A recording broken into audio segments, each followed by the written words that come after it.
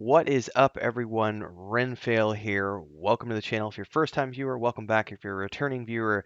Today we are diving into the update that was posted last night by Keith Koenig from over at Star Wars: The Old Republic, following up on the development update in regards to the recent discussions of them moving away from BioWare's development over to Broadsword, while EA remains the publisher. And I know a lot of people, I'm not one of those. A lot of people were out there talking doom and gloom. I did not. You can watch my previous video on this subject where I talked about how it's not the bad news that people think it is. But of course, you always have people who are going to doom and gloom things with an older game like this. And there's nothing wrong with being skeptical of things. But as I talked about in the other video, moving over with a 40-man team, you have to understand the amount of money these people are making as developers and how much money is coming into the game, so on and so forth. This is not a maintenance mode project. A maintenance mode project does not maintain a 40-man team. This is a scaling down, but it's also a changing of the guard, so to speak. I look at this, especially after having read this update, which we're going to go through in detail in this episode here in this video.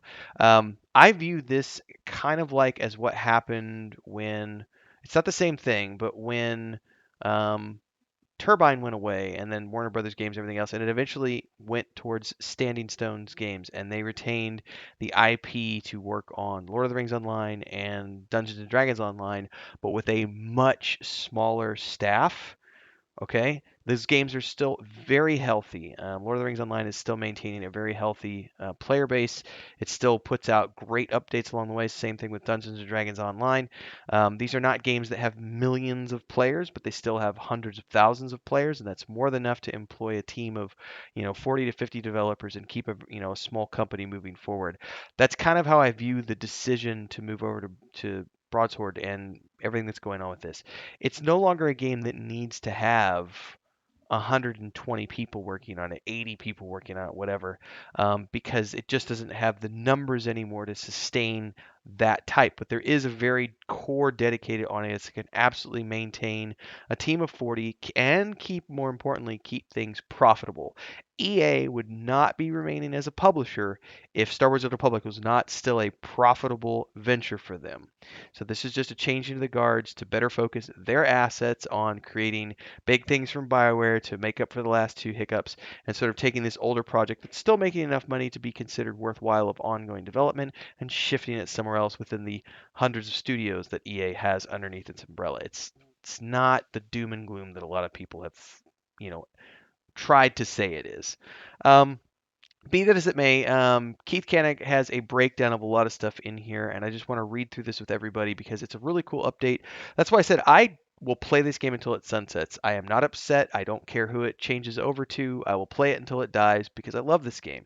And I still haven't seen all the things or done all the things that I want to do, despite the fact that I've played this game through launch. But it does talk about how they've got ongoing developments coming. There's more storyline coming. Nothing is changing on that front. So let's just talk about this a little bit. He says, I appreciate your patience with us. We're working through changes right now. Here's the details I have. With 7.3 live, our priority now is continuing to prepare for update 7.31 and 7.4, along with the 2024 and 2025 plan with a focus on more content and continued modernization initiatives. Here's some of the common questions we're seeing. We're going to give you some answers here. What's changing for players? And it says, for all of you, not much. Players are continue playing the game. StarWars.com is going to remain up. The forums are going to remain up. News and updates will go through there. Support for Star Wars Republic will remain unchanged, and players can continue to utilize the EA support page or in-game tools. Well, the Star Wars Republic development team be moving out of Austin? No. We were already remote before this, and we're going to be continuing to be remote after that. Any physical presence we have is going to remain in Austin, and although it says they will be they will be securing a new office space here. Is the game heading into maintenance mode? Absolutely not.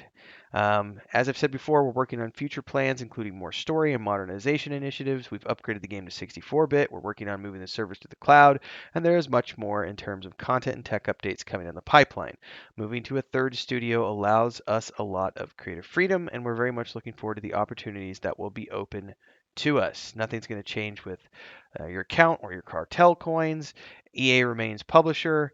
And it says here, what does EA remaining publisher on record mean for the game? Similar to what I've said a few times before, it changes nothing. Star Wars team continues to be in control of the development and direction of the game, with EA providing publishing and player support. And then they talk about the server move to the cloud and everything else. They're continuing to evaluate that. This is why I said this is exactly what I was saying, 2 weeks ago whenever that was coming out. It's not the end of the world. There's a lot of people out there who are armchair game devs who think they know what's going on in the game development space, but they've never actually done it. I've at least been in it for 10 years, almost 10 years now.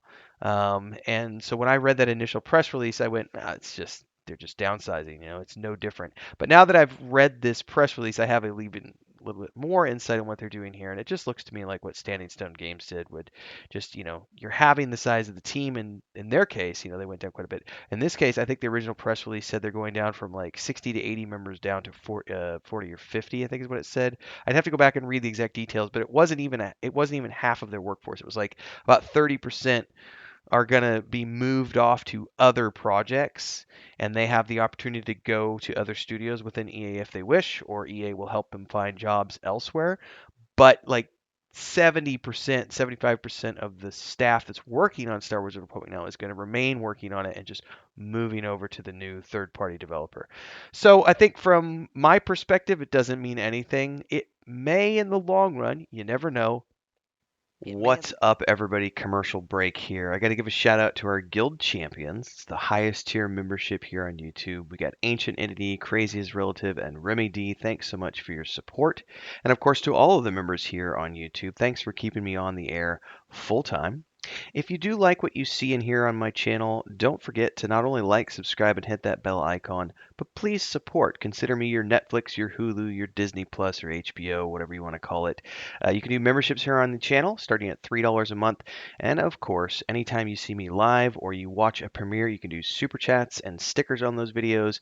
And super thanks on any upload you see, which allows me to keep doing this full time and paying the bills. So from Chris and I and all of our rescue cats, we say thank you. Let's get back to the video at hand.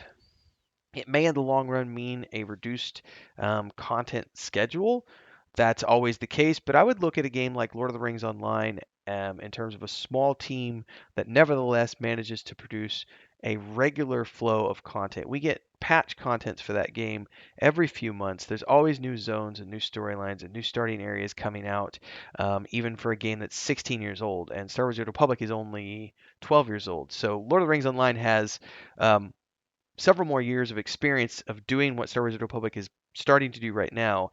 And if you look at the size of the team that's working on Star Wars: The Republic, I would argue that it's bigger than Lord of the Rings Online, as far as I'm aware. And also, Star Wars: The Republic still brings in a significantly a larger amount of money than Lord of the Rings Online. I mean, I remember looking at I can't remember when it was. There's a population thing I looked at about a year ago, and Star Wars: The Republic was significantly more than Lord of the Rings Online, but they're both definitely in niche categories these years because they're older games. But if there's still 100,000, 150,000 people per game, heck, look at EverQuest 1 and EverQuest 2. I think EQ2 has like 28,000, 25 to 30,000 active players. EverQuest 1 has like 50,000 active players.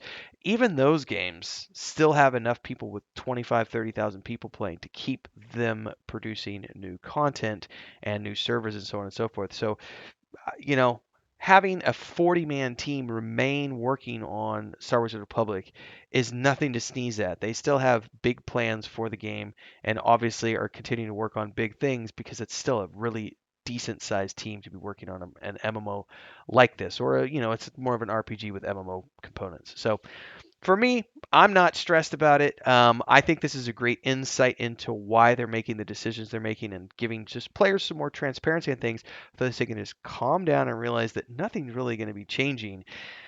Not to mention the fact that it's a 12-year-old game. People should kind of be gracious that the game has remained up for 12 years and looks like it's going to be continue to be up for at least 3 to 5 more years.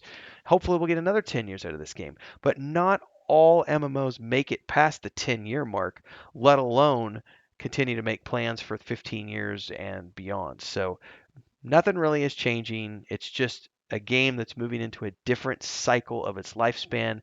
And from here on out, those of us who love Star Wars and love this game are going to continue to be here playing it and supporting it no matter what. So that's my take on things. Love to hear yours.